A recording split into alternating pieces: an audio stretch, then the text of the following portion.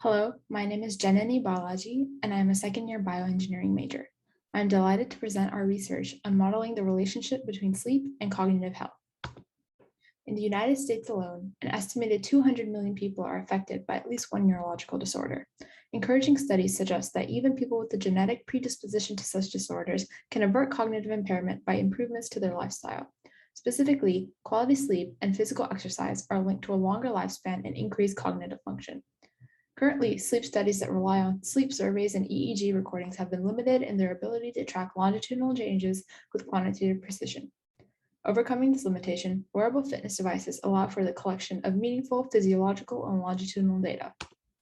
As part of the Quantu project, we aim to identify frequent sleep signatures and track REM sleep changes over time.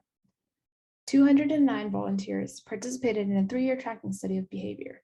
Sleep data was obtained from wearable fitness devices for a subset of 19 volunteers who participated in a 60-day exercise intervention. From January 1st to March 1st of 2021, the volunteers walked 30% more than their average steps. Cognitive tests, specifically the Savinick's 9-dimensional assessment and blood draws, were performed before and after the intervention.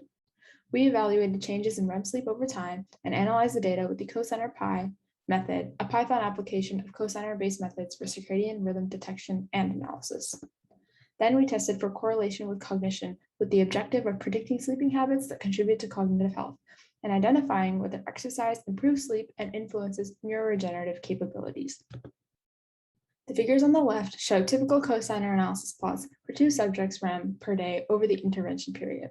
Graphs varied across all of the individuals and show unique circadian cycles. The average of all subjects' REM was 74.30 minutes. On the right, the box plots in the figure show attributes of REM sleep across participants of different ages and various cognitive disease diagnoses. Data are represented for 30 days.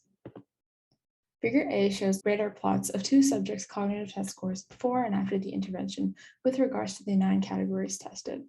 All individuals improved by at least 4 metrics. Overall, 80% of the volunteers improved in their test scores after the intervention. Overall, individuals improved significantly in their attention score after the exercise intervention, shown in Figure B. Metrics of the circadian pattern, such as amplitude, MESOR, or midline statistic of rhythm, period, and acrophase were analyzed.